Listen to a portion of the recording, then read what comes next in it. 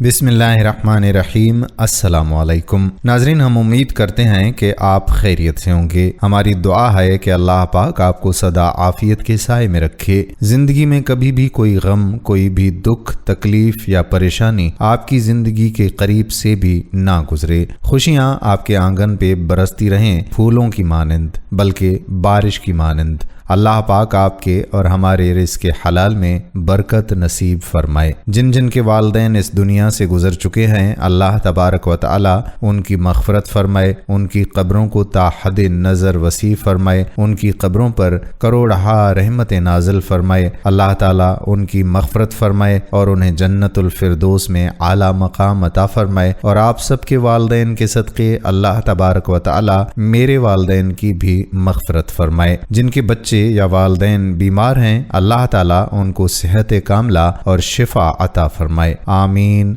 सुम्मा आमीन या रब्बल आलमीन। दोस्तों, आपसे भी गुजारिश है कि कमेंट सेक्शन में आमीन ज़रूर लिखें और दिल में भी आमीन सुम्मा आमीन ज़रूर कहें। क्या पता कि किसके आमीन कहने और लिखने से अल्लाह ताला हमारी दुआएं कबूल फरमाए, तो आमीन ज़रूर लिखा करें। नाज़रीन ग्रामी, आज की इस वीडियो में हम हज़रत ईसा अलैहिस्सलाम और उनकी वालिदा माजिदा हज़रत मरियम अलैहिस्सलाम का वाक़या बयान करेंगे। सबसे पहले हम किस्से का आगाज़ करेंगे हज़रत मरियम अलैहिस्सलाम से। नाज़रीन, हिना बिनते फ़ाक़ूस बिन कबील निहायत बरगुज़ीदा खातून थीं। हज़रत दाऊद अलैहिस्सलाम के ख़्वानदे से ताल्लुक़ था। अल्लाह ताला ने मालो दौलत समेत हर तरह की आसाइश से नवाजा था, लेकिन औलाद की नेमत से महरूम थीं। उनके शोहर इमरान बिन हाशिम भी आबिद और जाहिद, मुत्तकी और परहेजगार शख्स थे, जिनका शुमार बनी इसराइल के बड़े आलमों में होता था। गर्मियों की एक दोपहर का जिक्र है कि बीबी हिना अपने घर के सहन में दरख्तों के नीचे आराम कर रही थीं कि अचानक उनकी नजर दरख्त की एक टहनी पर पड़ी, जहां एक चिड़िया अपने मासूम बच्चे को दाना खिलाने में मसरूफ थी। बच्चे से माँ की बेलौस मोहब्बत के इस मंजर ने हिना की माँ बनने की ख्वाहिश को दोबारा जगा दिया। बेइख्तियार रब्बे जुल जलाल की बारगाह में हाथ बुलंद कर दिए और आजिज़ी व इंकिसारी के साथ दुआ को हुई, अये परवरदिगार, इसी तरह मुझे भी औलाद अता फरमा। अल्लाह ताला ने अपनी नेक बंदी की दुआ कबूल फरमाई और बीबी हिना का हमल ठहर गया। इस खुशखबरी के बाद उन्होंने अल्लाह ताला से मन्नत मान ली, जिसका जिक्र कुरान करीम में बारी ताला ने यूं फरमाया। जब इमरान की बीवी ने कहा, अये मेरे रब, जो कुछ मेरे पेट में है सबसे आजाद करके मैंने तेरी नजर किया, सो तू मुझसे कबूल फरमा, बेशक तू ही सुनने वाला जानने वाला है। और जब बच्ची पैदा हुई तो कहने लगी कि अये मेरे रब, मैंने तो वो लड़की जनी है और जो कुछ उसने जना है अल्लाह उसे खूब जानता है, और बेटा बेटी की तरह नहीं होता, और मैंने इसका नाम मरियम रखा, और मैं इसे और इसकी औलाद को शैतान मरदूद से बचाकर तेरी पनाह में देती हूँ। नाजरीन, लड़की पैदा होने पर बीबी हिना को ये एहसास जरूर हुआ कि मैंने जो मन्नत मानी थी वो तो पूरी ना हो सकेगी, इसलिए कि एक लड़की किस तरह बैतुल मक़दिस की खिदमत कर सकेगी। लेकिन अल्लाह ताला ने उनके इस अफसोस को ये कहकर बदल दिया कि हमने तेरी लड़की ही को कबूल किया है और इसकी वजह से तुम्हारा खानदान भी मुअज़्ज़िज़ और मुबारक करार पाया। हजरत हिना ने बेटी का नाम मरियम रखा। सरियानी जुबान में इसके मानी खादिम के हैं। चूंकि ये मस्जिद के लिए वक्फ कर दी गई थी, इसलिए ये नाम मौजू समझा गया। इब्ने इसहाक रहमतुल्लाह अलैह कहते हैं कि हिना अभी हामला थी कि उनके शोहर इमरान का इंतकाल हो गया। हजरत मूसा अलैहिस्सलाम के वालिद का नाम भी इमरान था और हजरत मरियम अलैहिस्सलाम के वालिद का भी। मज़मून में इमरान से मुराद मरियम अलैहिस्सलाम के वालिद हैं। वालिदा हिना वसीयत के मुताबिक हजरत मरियम अलैहिस्सलाम को लेकर बैतुल मक़दिस पहुंच गईं। ये वही मुक़द्दस जगह है जहाँ के सबसे बड़े इमाम मरियम अलैहिस्सलाम के वालिद इमरान थे, लेकिन उनका इंतकाल हो चुका था। गो के उस वक्त मस्जिद के मुकम्मल इंतजामात اوقات حضرت زکریہ علیہ السلام کے پاس تھے، لیکن سب سے بڑے امام کی بیٹی ہونے کے ناطے اماموں میں سے ہر ایک کی یہ خواہش تھی کہ اس مقدس امانت کا کفیل اسے بنا دیا جائے، لیکن حقیقت یہ تھی کہ اس امانت کی پرورش اور تربیت کا اہل حضرت زکریہ علیہ السلام سے زیادہ کوئی نہیں تھا، اس لیے کہ وہ مریم علیہ السلام کی خالہ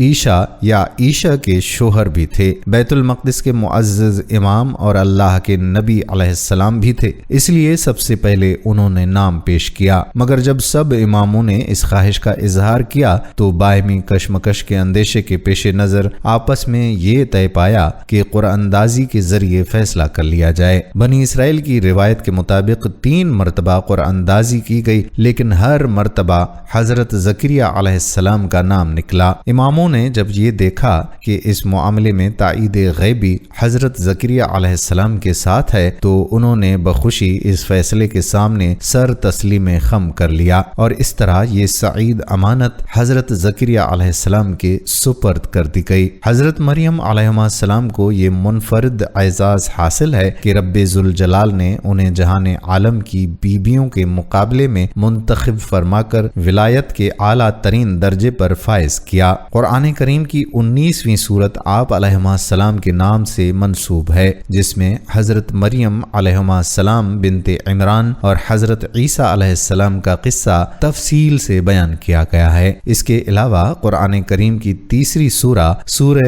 آل عمران حضرت مریم علیہ السلام کے والد ماجد کے نام پر ہے، جس میں حضرت مریم علیہ السلام کی پیدائش کا واقعہ بیان کیا گیا ہے۔ قرآن کریم میں لفظ مریم کا ذکر 4 سورتوں میں 11 بار آیا ہے۔ سورہ آل عمران آیت نمبر 37، 36، 42، 43، 45، 44 اور 6 مرتبہ سورۃ النساء کی آیت نمبر 16 اور 27 میں، 2 مرتبہ سورہ مریم آیت نمبر 16 اور 27 میں، 2 مرتبہ سورہ مریم آیت نمبر 12، ایک بار یعنی باقاعدہ نام کے ساتھ کل 11 مرتبہ ذکر ہے، جبکہ ابن مریم کے طور پر 23 مرتبہ ذکر آیا ہے۔ سورہ مریم میں 10 مرتبہ سورہ توبہ، سورۃ المومنون، سورۃ الاحزاب اور سورۃ الزخرف، سورہ حدید، سورۃ المومنون میں 1 مرتبہ اور سورۃ الصف میں 2 مرتبہ۔ حضرت مریم بنت عمران علیہ السلام اللہ تعالیٰ کی برگزیدہ ہستی تھیں، انبیاء علیہ السلام کے خاندان سے تعلق تھا، حضرت داؤد علیہ السلام کی اولاد سے تھیں۔ آپ کے والد حضرت عمران کا شمار بنی اسرائیل کے بڑے عابد اور زاہد افراد میں ہوتا تھا۔ مفسرین اور ائمہ کرام نے آپ کو بہت سے ناموں سے یاد کیا ہے، جن میں سے چند یہ ہیں: مادر عیسیٰ علیہ السلام، صائمہ،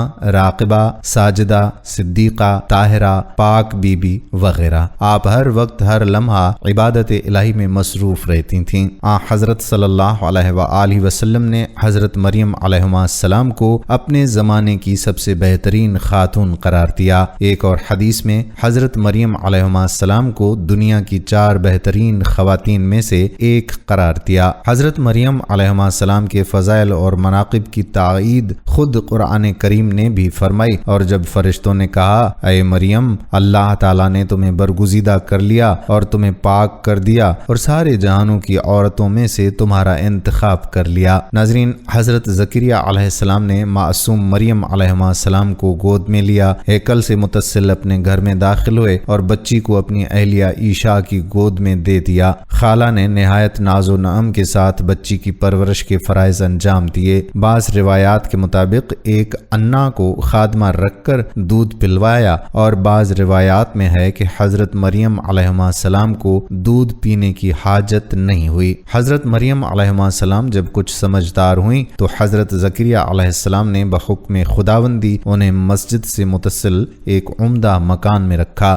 حضرت زکریہ علیہ السلام جب کبھی کہیں باہر جاتے تو اس دروازے کو قفل لگا کر جاتے، پھر آ کر کھولتے، اور جب حضرت مریم علیہ السلام کے پاس جاتے تو وہاں کھانے پینے کی عمدہ چیزیں اور بغیر موسم کے تازہ ترین پھل دیکھ کر حیران رہ جاتے اور پوچھتے اے مریم، یہ لوازمات تمہارے پاس کہاں سے آتے ہیں؟ جواب دیتی کہ میرا اللہ میرے لیے بھیجتا ہے، بے شک وہ جسے چاہتا ہے بے حساب رزق دیتا ہے۔ اس واقعے کا ذکر سورہ آل عمران کی آیت نمبر 37 میں ہے۔ اس موقع پر حضرت زکریہ علیہ السلام نے بھی اپنے لیے اولاد کی دعا فرمائی، حالانکہ حضرت زکریا علیہ السلام اور ان کی اہلیہ ضعیف العمر تھے، لیکن انہیں قدرت الہی پر کامل یقین تھا، چنانچہ اللہ تعالیٰ نے انہیں یحییٰ علیہ السلام کی صورت بیٹا عطا فرمایا اور انہیں بھی نبوت سے سرفراز فرمایا۔ ایک روز بی بی مریم علیہ السلام گھر کے اندر مشرقی جانب ایک گوشے میں تشریف لے گئیں۔ ان کا مشرقی گوشے میں جانا کسی غرض کے لیے تھا۔ اس میں مختلف احتمالات اور اقوال ہیں۔ بعض نے کہا ہے کہ وہ غسل کے لیے اس گوشے میں گئی تھیں، جبکہ بعض کے مطابق انہوں نے حسب عادت عبادت الہی میں مشغول ہونے کے لیے محراب کی مشرقی جانب کے کسی گوشے کو اختیار کیا تھا۔ علامہ قرطبی نے اس دوسرے احتمال کو احسن قرار دیا ہے۔ حضرت ابن عباس رضی اللہ تعالی عنہ سے منقول ہے کہ نصارہ نے اپنا قبلہ مشرق کی جانب بنایا اور اس جانب کی تعظیم کرتے ہیں۔ اس کی وجہ یہی ہے۔ علامہ بشیر احمد عثمانی سورہ مریم کی تفسیر میں فرماتے ہیں کہ اللہ تعالیٰ کے حکم سے حضرت جبرائیل علیہ السلام نوجوان خوبصورت مرد کی شکل میں ان کے پاس پہنچے۔ جیسا کہ فرشتوں کی عادت ہے کہ عموماً خوشنما صورت میں حاضر ہوتے ہیں، حضرت مریم علیہ السلام گوشہ تنہائی میں اچانک ایک مرد کے سامنے آ جانے سے قدرتی طور پر خوف زدہ ہو گئیں اور اپنی حفاظت کی فکر کرنے لگیں، مگر پھر فرشتے کے چہرے پر تقویٰ اور طہارت کے انوار کھلتے دیکھ کر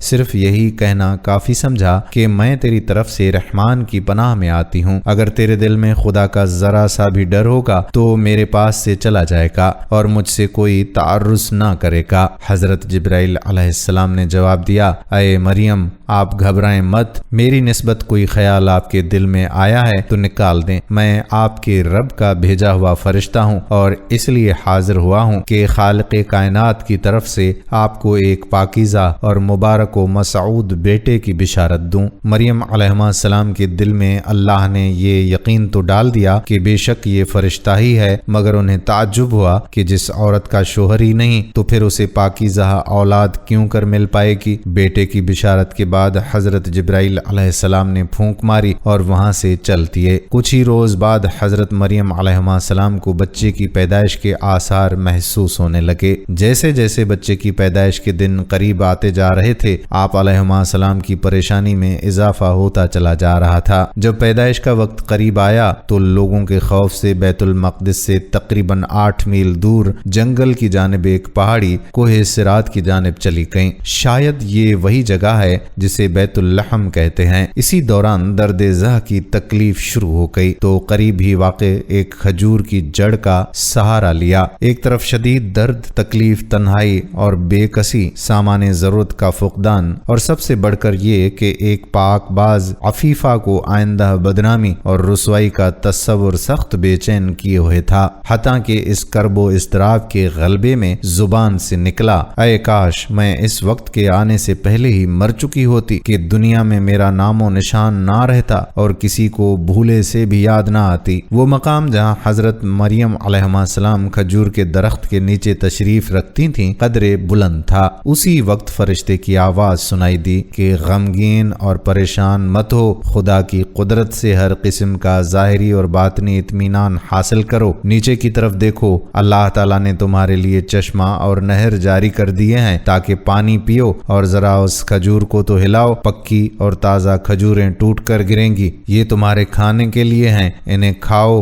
چشمے کا پانی پیو اور بیٹے کو دیکھ کر آنکھیں ٹھنڈی کرو اور آگے کا غم نہ کرو، اللہ تعالیٰ سب مشکلات دور کرنے والا ہے۔ اگر کوئی سوال کرے تو اشارے سے کہہ دینا کہ میں روزے سے ہوں، مزید گفتگو نہیں کر سکتی۔ ناظرین، ان کے دین میں نہ بولنے کا روزہ رکھنا بھی جائز تھا۔ حضرت جبرائیل علیہ السلام کے اس پیغام سے حضرت مریم علیہ السلام کو اطمینان ہو گیا کہ میرا رب مجھے ضرور بدنامی اور رسوائی سے بچا لے گا۔ حضرت ابن عباس بیان فرماتے ہیں کہ ولادت کے 40 روز بعد جب طہارت ہو چکی تو بچے کو اٹھا کر اپنی قوم کے لوگوں کے پاس آئیں۔ لوگ نومولود بچے کو دیکھ کر تعجب میں آ گئے اور بدگمان ہو کر بولے، اے مریم یہ تو نے برا کام کیا، اے ہارون کی بہن، نہ تو تیرا باپ ہی بد اتوار آدمی تھا اور نہ ہی تیری ماں بدکار تھی۔ تو مریم अलैहिस्सलाम ने उस बच्चे की तरफ इशारा किया। वो बोले कि हम इस गोद के बच्चे से क्यों कर बात करें। रिवायत में है कि जब खानदान के लोगों ने मरियम अलैहिस्सलाम को मलामत करना शुरू किया तो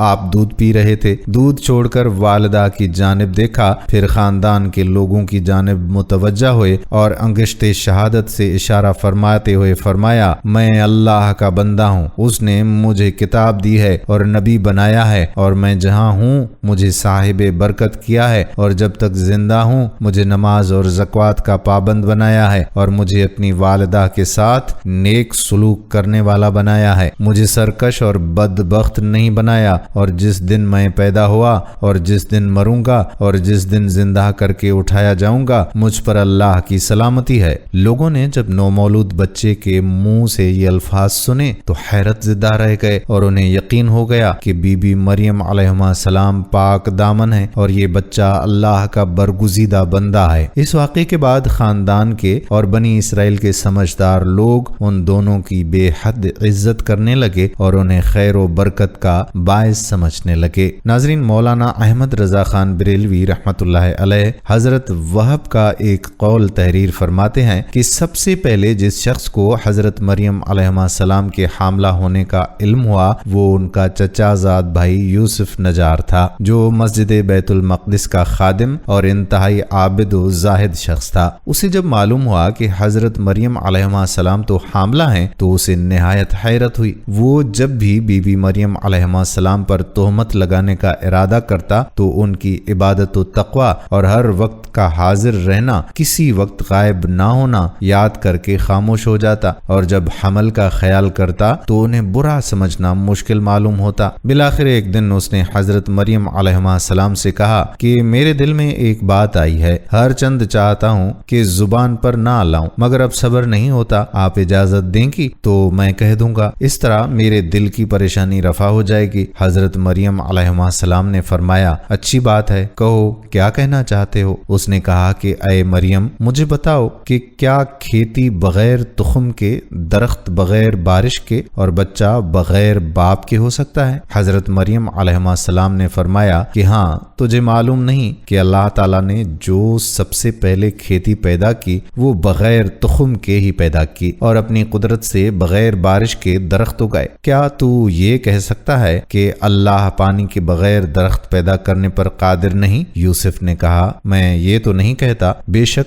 मैं इसका कायल हूँ कि अल्लाह हर शय पर कादिर है, जिसे कुन कह दे वो हो जाती है। हजरत मरियम अलैहिस्सलाम ने कहा कि क्या तुझे मालूम नहीं कि अल्लाह ताला ने हजरत आदम अलैहिस्सलाम और बीबी हवा अलैहिस्सलाम को बगैर माँ बाप के पैदा किया। हजरत मरियम अलैहिस्सलाम के इस कलाम से यूसुफ नजार का शुबा रफा हो गया। हजरत मरियम अलैहिस्सलाम हमल की वजह से ज़ईफ हो गई थीं, इसलिए वो खिदमत मस्जिद में उनकी नयाबत का फरीज़ा अंजाम देने लगा। अल्लाह ताला ने हजरत मरियम अलैहिस्सलाम को इल्हाम किया कि वो अपनी कौम से अलहदा चली जाएं और इसलिए वो बैतुल लहम में चली गईं। नाज़रीन, अल्लाह ताला ने सबसे ज्यादा अंबिया कुराम बनी इसराइल में मबऊस फरमाए, जबकि उनके आखिरी नबी हजरत ईसा इब्ने मरियम अलैहिस्सलाम थे। आपने कौम को खातिमुल अंबिया हजरत मोहम्मद मुस्तफ़ा सल्लल्लाहु अलैहि वसल्लम की आमद की खुशखबरी दी। इरशाद बारी ताला है, और जब इब्ने मरियम अलैहिस्सलाम ने कहा, अये बनी इसराइल, मैं तुम्हारे पास अल्लाह का भेजा हुआ हूँ और मैं बिशारत देता हूँ एक पैगंबर की जो मेरे बाद आएंगे, जिनका नाम अहमद सल्लल्लाहु अलैहि वसल्लम होगा। चुनाचे हजरत ईसा अलैहिस्सलाम के बाद 560 साल तक कोई रसूल नहीं आया। फिर अल्लाह ताला ने नबी आखिरुज़्ज़मा हजरत मोहम्मद सल्लल्लाहु अलैहि वसल्लम को सारे जानों के लिए रहमत बनाकर मबऊस फरमाया और अपनी आखिरी किताब कुरान मजीद नाजिल फरमाई। हजरत ईसा अलैहिस्सलाम पर 30 साल की उम्र में इंजील नाजिल फरमाई और 3 साल बाद आप अलैहिस्सलाम को आसमान पर उठा लिया। उस वक्त उम्र मुबारक 33 साल थी। इरशाद रब्बानी है, और हमने उन पैगंबरों के बाद ईसा इब्ने मरियम अलैहिस्सलाम को इंजील इनायत की जिसमें हिदायत और नूर है। नाज़रीन, जब हजरत ईसा अलैहिस्सलाम 7 साल के हुए तो वालिदा ने आपको मदरसे भेजना शुरू कर दिया। ये वो वक्त था जब आप दीगर बच्चों के बरअक्स खेल कूद में वक्त जाया करने के बजाय अल्लाह की طرف سے الہام کردہ عجائبات کا نظارہ کرتے اور لوگوں سے حکمت و دانائی کی باتیں بیان فرماتے۔ چنانچہ اس وقت کے بنی اسرائیل کے کاہنوں نے انہیں اپنے لیے بہت بڑا خطرہ سمجھتے ہوئے ان کے خلاف سازشیں شروع کر دیں۔ یہ وہ زمانہ تھا جب حضرت زکریا علیہ السلام بنی اسرائیل کے پیغمبر تھے، لیکن یہودی اپنی سابقہ روایات اور عادات خبیثہ کے باعث اپنے نبی کی نافرمانی اور تکذیب کرتے تھے۔ یہ لوگ نہ صرف مشرکانہ طور طریقے اختیار کیے ہوئے تھے بلکہ ان کے مذہبی رہنماؤں نے اپنی خواہشات کے مطابق تورات میں بھی رد و بدل کر لیا تھا۔ ہر گزرتے ہوئے دن کے ساتھ ان کے عقائد اور ان کے اعمال بد سے بدتر ہوتے چلے جا رہے تھے اور اب انہیں حضرت عیسیٰ علیہ السلام سے بھی خطرہ محسوس ہونے لگا تھا۔ جب بیت المقدس کے حالات زیادہ خراب ہوئے تو حضرت مریم علیہ السلام آپ کو لے کر اپنے عزیزوں کے پاس مصر چلی گئیں۔ 13 سال بعد اللہ تعالیٰ کے حکم سے مصر سے واپس بیت المقدس آئیں، جہاں اللہ تعالیٰ نے حضرت عیسیٰ ابن مریم کو اپنی مقدس کتاب انجیل عطا فرمائی اور 9 خاص معجزات سے سرفراز فرمایا۔ ناظرین، اللہ تبارک و تعالیٰ نے ہر نبی کو اس زمانے کے حالات اور مشاہدات کے مطابق معجزے عطا فرمائے۔ جیسے حضرت داؤد علیہ السلام اور حضرت سلیمان علیہ السلام کو منطق الطیر، تسخیر ہوا، طیور اور جنات کی تابعداری کے معجزات سے نوازا۔ حضرت موسیٰ علیہ السلام کو 9 کھلے معجزات عطا فرمائے، جن میں نشان عصا اور ید بیضا کے ساتھ بحیرہ قلزم میں غرق فرعون اور نجات قوم موسیٰ کا واقعہ یہ عظیم معجزات میں سے ہیں۔ حضرت ابراہیم علیہ السلام پر دہکتی آگ کے شعلوں کو گل گلزار کر دیا۔ حضرت اسماعیل علیہ السلام کو آب زمزم کا عظیم معجزہ عطا فرمایا۔ حضرت نوح علیہ السلام کی کشتی، حضرت صالح علیہ السلام کی اونٹنی، حضرت یونس علیہ السلام کا مچھلی کے پیٹ میں زندہ رہنا، یہ سب معجزات ہی تو تھے۔ اور پھر نبی آخر الزماں حضرت محمد صلی اللہ علیہ وآلہ وسلم کو سب سے عظیم معجزہ قرآن پاک عطا فرمایا۔ اس کے علاوہ شق القمر سے لے کر بدر کی فتح سمیت ان گنت معجزات ہیں جو حضرت محمد مصطفیٰ صلی اللہ علیہ وآلہ وسلم کو اللہ تعالیٰ نے عطا فرمائے۔ اسی طرح رب ذوالجلال نے حضرت عیسیٰ علیہ السلام کو بھی معجزات سے سرفراز فرمایا۔ ارشاد باری تعالیٰ ہے، اور عیسیٰ ابن مریم کو ہم نے کھلی نشانیاں یعنی معجزات عطا کیں۔ قرآن کریم میں رب العزت نے حضرت عیسیٰ ابن مریم علیہ السلام کے جن معجزات اور فضیلتوں کا ذکر فرمایا ہے وہ مختصراً آپ کو بتاتے ہیں۔ نمبر 1، حضرت عیسیٰ ابن مریم کو والد کے بغیر پیدا فرمایا۔ نمبر 2، آغوش مادر میں کلام کر کے اپنی والدہ کی پاکیزگی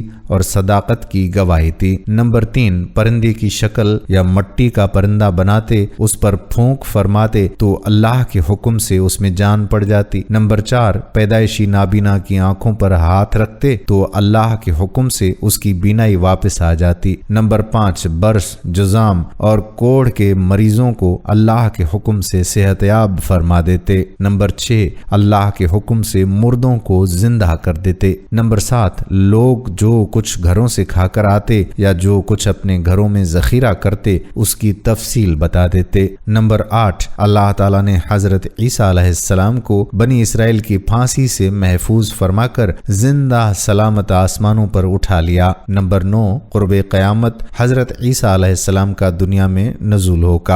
حضرت صلی اللہ علیہ وآلہ وسلم کے ایک امتی کی حیثیت سے مسلمانوں کے ساتھ جہاد کریں گے، دجال اور خنزیر کو قتل کریں گے، صلیب توڑ ڈالیں گے، زمین میں امن اور برکت کا دورہ ہوگا اور صرف دین اسلام باقی رہ جائے گا۔ روضہ رسول صلی اللہ علیہ وآلہ وسلم میں آپ کی تدفین ہوگی۔ قرآن کریم میں حق تعالیٰ نے یہودیوں کے مقابلے میں حضرت عیسیٰ علیہ السلام سے 5 وعدے فرمائے جن کی تفصیل سورہ آل عمران کی آیت 55 میں ہے۔ نمبر 1، پہلے وعدے کے مطابق حضرت عیسیٰ ابن مریم کی وفات یہودیوں کے ہاتھوں سولی دیے جانے سے نہیں ہوگی بلکہ وقت مقررہ پر طبعی طور پر ہوگی۔ نمبر 2، سلامتی کے ساتھ عالم بالا کی طرف اٹھا لینے کا جو وعدہ تھا اسی وقت پورا کر دیا گیا۔ نمبر 3 وعدہ انہیں دشمنوں کی تہمتوں سے پاک کرنے کا تھا، وہ اس طرح پورا ہوا کہ جب نبی آخر الزمان معظمہ صلی اللہ علیہ وآلہ وسلم تشریف لائے تو آپ صلی اللہ علیہ وآلہ وسلم نے یہود کے سب الزامات کی تردید فرماتے ہوئے حضرت عیسیٰ ابن مریم علیہ السلام کے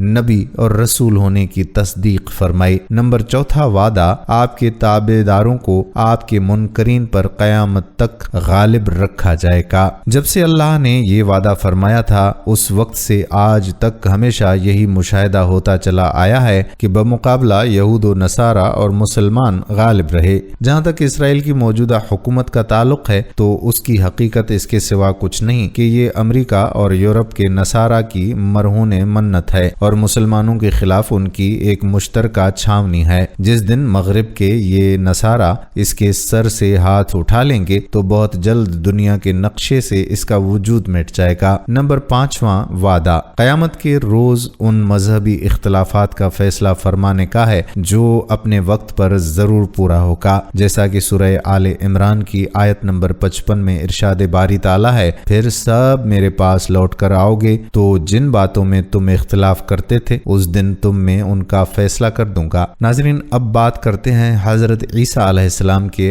حواریوں کی۔ حواری حور سے ماخوذ ہے جس کے لغوی معنی سفیدی کے ہیں۔ حضرت عیسیٰ علیہ السلام کے چند مخلص ساتھی سفید پوشاک زیب تن کیا کرتے تھے، اس لیے انہیں حواری کا لقب دیا گیا، جیسا کہ رسول اللہ صلی اللہ علیہ وآلہ وسلم کے ساتھیوں کو صحابی کے لقب سے پکارا گیا ہے۔ حوارین کی تعداد کے بارے میں اختلاف ہے، تاہم اکثر مورخین نے ان کی تعداد 12 بیان کی ہے۔ حواری کا لفظ مددگار کے معنی میں بھی بولا جاتا ہے۔ حدیث مبارکہ میں ارشاد ہے کہ ہر نبی کا کوئی حواری یعنی مخلص ساتھی ہوتا ہے، میرے حواری زبیر ہیں۔ لفظ حواری انبیاء علیہم السلام کے مخلص مددگار ساتھیوں کے لیے کہا گیا ہے، چنانچہ یہ لفظ کسی برے شخص کے ساتھیوں کے لیے استعمال نہیں کرنا چاہیے۔ حضرت عیسیٰ علیہ السلام کا نہ تو کوئی گھر تھا اور نہ ہی بیوی بچے۔ آپ علیہ السلام شہر شہر قریہ قریہ دین حق کی تبلیغ فرماتے اور حسب ضرورت اپنے معجزات سے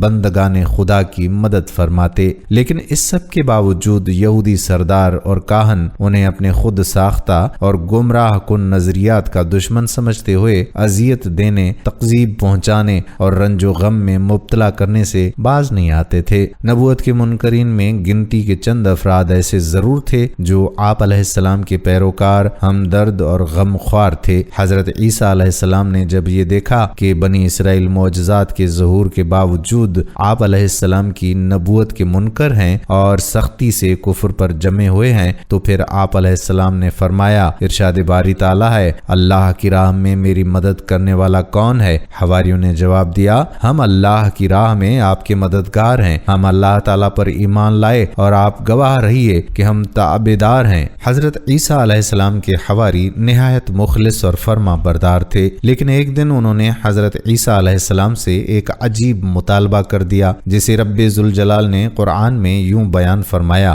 حواریوں نے کہا کہ اے عیسیٰ ابن مریم، کیا تمہارا پروردگار ایسا کر سکتا ہے کہ ہم پر آسمان سے طعام کا خوان نازل کرے؟ حضرت عیسیٰ علیہ السلام نے ان کا مطالبہ سنا تو فرمایا، اگر تم ایماندار ہو تو اللہ سے ڈرتے رہو۔ وہ بولے، ہماری یہ خواہش ہے کہ ہم اس میں سے کھائیں اور ہمارے دل تسلی پائیں اور ہمیں یہ بھی یقین ہو جائے کہ تم نے ہم سے سچ کہا ہے اور ہم اس خوان کے نزول پر گواہ رہیں۔ حواریوں کے مطالبے پر حضرت عیسیٰ علیہ السلام نے دعا کی، اے ہمارے پروردگار، ہم پر آسمان سے دسترخوان نازل فرما کہ وہ دن ہمارے لیے عید قرار پائے۔ اللہ تعالیٰ نے فرمایا، بے شک میں وہ دسترخوان تم پر اتاروں گا، پھر اس کے بعد جو کوئی تم میں سے ناشکری کرے گا تو میں اسے ایسی سزا دوں گا جو دنیا میں کسی کو نہ دی ہوگی۔ بحوالہ سورۃ مائدہ آیت نمبر 111 تا 115۔ لفظ مائدہ خوان یا دسترخوان کے لیے استعمال ہوتا ہے، ایسا دسترخوان جس پر کھانا چنا جائے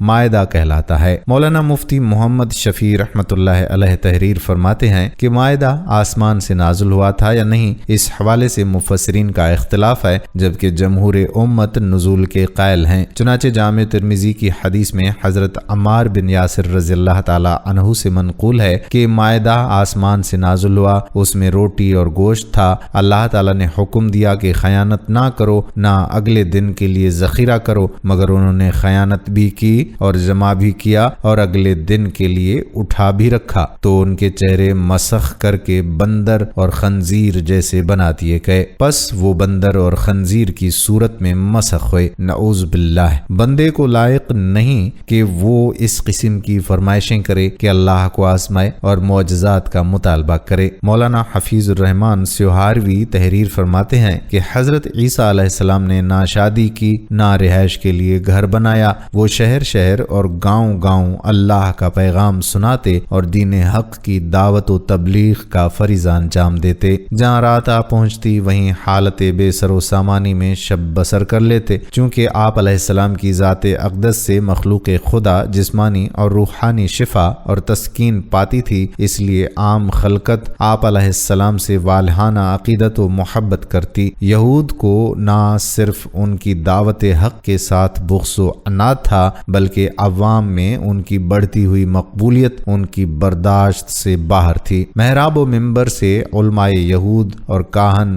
فقیہوں، سرداروں کے حسد اور عناد سے بھرپور پروپیگنڈے کی ناکامی کے بعد انہوں نے انتہائی قدم کے طور پر بادشاہ وقت کو مشتعل کر کے حضرت عیسیٰ علیہ السلام کو تختہ دار پر چڑھانے کی سازش تیار کی۔ گزشتہ چند صدیوں سے یہود کے ناگفتہ حالات کی بدولت اس زمانے میں یہودیہ کے بادشاہ ہیرودوس کی حکومت اپنے باپ دادا کے علاقے میں بمشکل 1/4 حصے پر قائم تھی، اور وہ بھی برائے نام، جبکہ اصل حکومت و اقتدار بت پرست شہنشاہ قیصر روم کو حاصل تھا، اور اس کے حکم پر یہودیہ کے اکثریتی علاقے کا گورنر یا بادشاہ مقرر کیا جاتا تھا۔ یہود اگرچہ بت پرست بادشاہ کے اقتدار کو اپنی بدبختی سمجھ کر متنفر تھے، لیکن حضرت مسیح علیہ السلام کے خلاف قلوب میں حسد کی آگ نے صدیوں کی غلامی سے پیدا شدہ پست ذہنیت کے حامل ان یہود کو اندھا کر دیا تھا۔ چنانچہ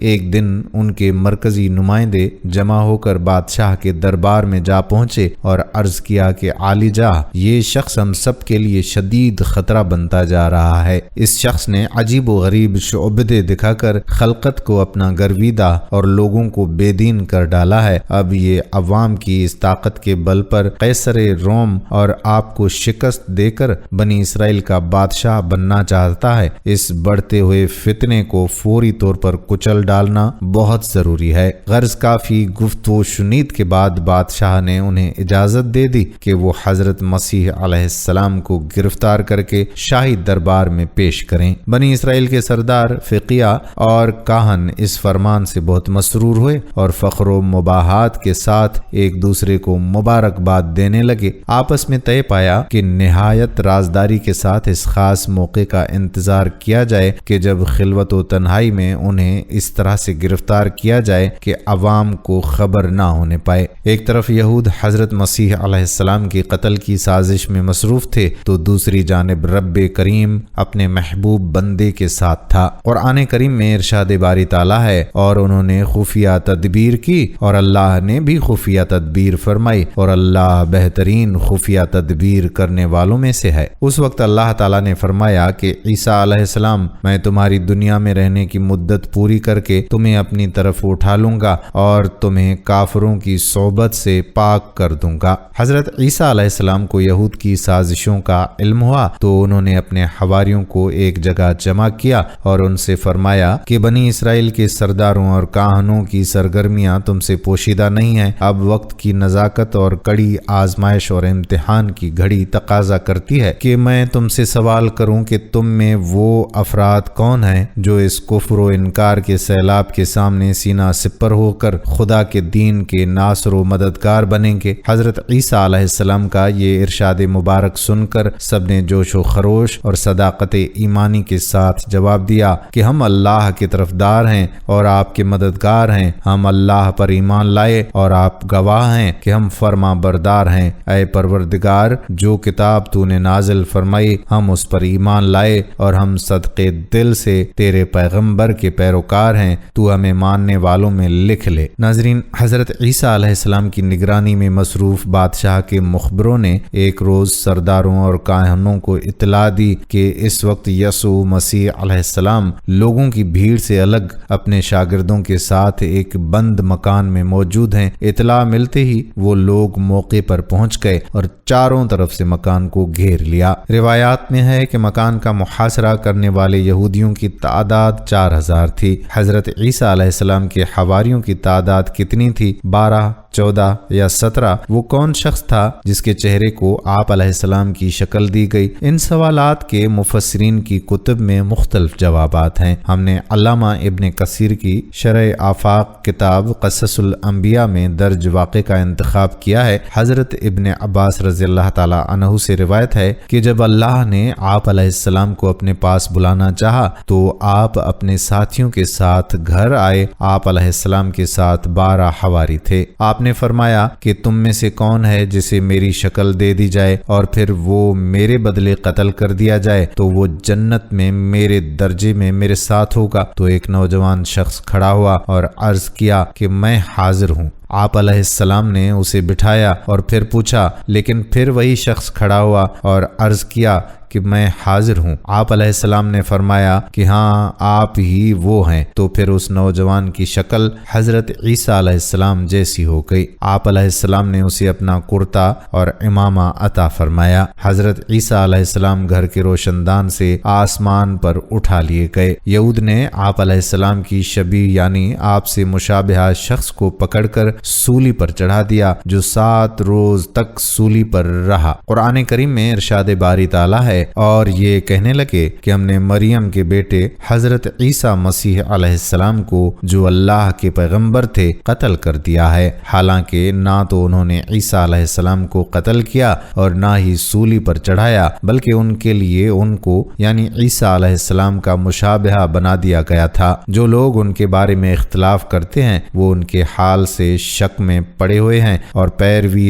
ظن کے سوا انہیں اس کا متعلق علم نہیں، اور انہوں نے عیسیٰ علیہ السلام کو یقیناً قتل نہیں کیا بلکہ اللہ نے ان کو اپنی طرف اٹھا لیا اور اللہ غالب اور حکمت والا ہے۔ سورۃ النساء آیات نمبر 157 تا 158۔ ابن جریر رحمت اللہ علیہ لکھتے ہیں کہ انجیل جب حضرت عیسیٰ علیہ السلام پر نازل ہوئی تو آپ علیہ السلام کی عمر مبارک 30 سال تھی اور پھر آپ علیہ السلام سرزمین پر 33 سال تک رہے، جس کے بعد آپ علیہ السلام کو آسمان پر اٹھا لیا گیا، جبکہ انجیل آپ پر 18 رمضان کو نازل ہوئی۔ علامہ ابن سعد لکھتے ہیں کہ حضرت ابن عباس رضی اللہ تعالی عنہ سے روایت ہے کہ حضرت موسیٰ علیہ السلام اور حضرت عیسیٰ علیہ السلام کے درمیان 1900 سال گزرے۔ ان دونوں پیغمبروں کے درمیانی عہد میں بنی اسرائیل میں 1000 پیغمبر مبعوث ہوئے۔ اس کے علاوہ حضرت عیسیٰ علیہ السلام کی ولادت اور رسول اللہ صلی اللہ علیہ وآلہ وسلم کے درمیان 569 سال کا فاصلہ ہے۔ حضرت عیسیٰ علیہ السلام جب آسمان پر اٹھائے گئے تو ان کی عمر 32 سال 6 ماہ تھی۔ اللہ تعالیٰ نے انہیں روح با جسم اٹھایا۔ وہ اس وقت زندہ ہیں، قیامت سے قبل دنیا میں واپس آئیں گے اور سب لوگوں کی طرح وفات پائیں گے۔ حضرت عیسیٰ علیہ السلام کی بستی کا نام ناصرہ تھا تو ان کے اصحاب کو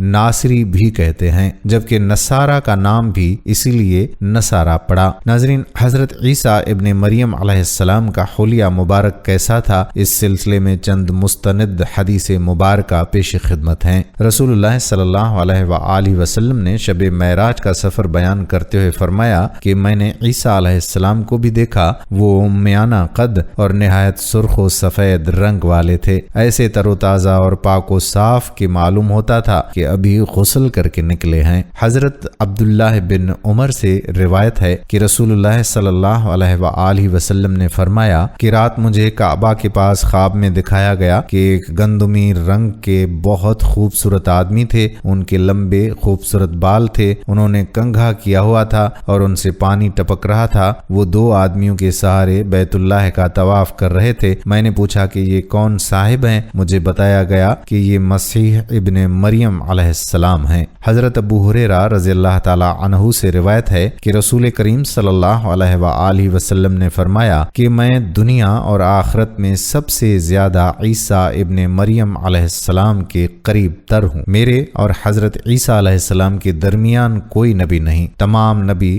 آپس میں پدری بھائی ہیں۔ حضرت ابو ہریرہ رضی اللہ تعالی عنہ سے مروی ہے کہ رسول اللہ صلی اللہ علیہ وآلہ وسلم نے فرمایا قیامت اس وقت تک قائم نہ ہوگی جب تک عیسیٰ ابن مریم علیہ السلام کا نزول ایک عادل حکمران کی حیثیت سے تم میں نہ ہو لے۔ وہ صلیب کو توڑ دیں گے، سوروں کو قتل کر دیں گے اور جزیہ قبول نہیں کریں گے۔ اس دور میں مال و دولت کی اتنی کثرت ہو جائے گی کہ کوئی اسے قبول نہ کرے گا۔ نبی کریم صلی اللہ علیہ وآلہ وسلم کے امتی کی حیثیت سے حضرت عیسیٰ علیہ السلام کا دوبارہ نزول، امت مسلمہ کی قیادت و رہنمائی، فتنہ دجال کی سرکوبی، خنزیر کا قتل، صلیب کا توڑا جانا، یاجوج ماجوج کا خاتمہ، فسق و فجور کا سد باب، امن و امان کا قیام، اسلام کا بول بالا، قرب قیامت کی وہ حقیقتیں ہیں جن کا تذکرہ احادیث مبارکہ کی تمام کتب میں موجود ہے۔ حضرت عیسیٰ ابن مریم علیہ السلام 40 یا 45 سال تک دنیا میں رہیں گے اور آپ شادی کریں گے، اولاد ہوگی، پوری دنیا میں اسلام کا بول بالا ہوگا۔ پھر حضرت عیسیٰ علیہ السلام وفات پائیں گے، آپ علیہ السلام کو روضہ اطہر صلی اللہ علیہ وآلہ وسلم میں دفنا دیا جائے گا جہاں ایک قبر کی جگہ خالی ہے۔ ارشاد باری تعالیٰ ہے، آپ کہہ دیجئے کہ اللہ ایک ہے، معبود برحق بے نیاز ہے، نہ کسی کا باپ ہے نہ کسی کا بیٹا اور کوئی اس کا ہمسر نہیں۔ نصارہ نے اللہ کے ساتھ حضرت عیسیٰ علیہ السلام، روح القدس، حضرت یعنی جبرائیل علیہ السلام اور حضرت مریم علیہ السلام کو بھی خدا کا درجہ دے دیا تھا۔ نصارہ بھی یہودیوں کی طرح 3 فرقوں میں تقسیم ہو گئے تھے۔ اول قسطوریہ، یہ حضرت عیسیٰ علیہ السلام کو خدا کا نعوذ باللہ بیٹا کہتے تھے۔ دوسرا یعقوبیہ، ان کا کہنا تھا کہ مسیح عین خدا ہیں، نعوذ باللہ، اور یہ بمشکل مسیح دنیا میں اترا۔ تیسرا ملکائیہ،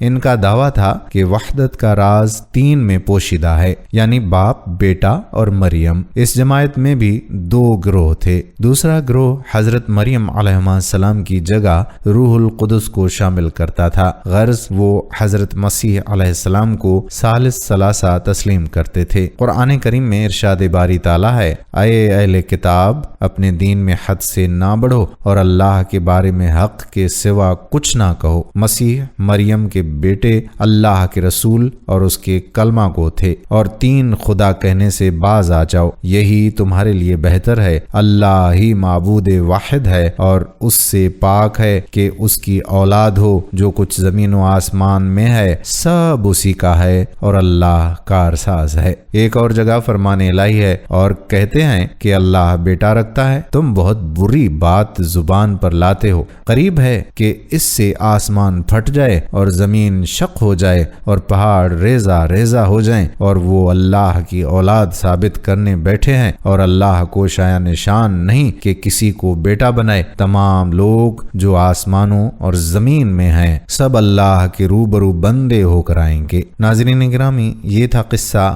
حضرت عیسیٰ علیہ السلام ابن مریم علیہ السلام کا۔ ناظرین، حضرت عیسیٰ علیہ السلام دوبارہ کیسے آئیں گے اور دنیا میں کیسے امن و امان قائم کریں گے، ہم اس پر بھی ایک ویڈیو ضرور آپ کی خدمت میں پیش کریں گے۔ آج کی ویڈیو میں بس اتنا ہی۔ آپ کو بتاتے چلیں کہ قصص الانبیاء کا یہ سلسلہ جاری و ساری ہے۔ ہم نے پہلے بھی کافی انبیاء کرام کی ویڈیوز بنا کر آپ کی خدمت میں پیش کی ہیں، جو ہماری اسی پلے لسٹ قصص الانبیاء پر اپلوڈ کی گئی ہیں۔ تو آپ ہماری پوری پلے لسٹ کو ضرور دیکھیے تاکہ آپ کا ایمان بھی تازہ ہو اور آپ کی معلومات میں بھی اضافہ ہو۔ اپنا بہت زیادہ خیال رکھیے گا اور ہماری صحت کے لیے بھی دعائیں ضرور کیجیے گا۔ آنے والی ویڈیو تک مجھے اجازت دیجیے۔ اللہ حافظ۔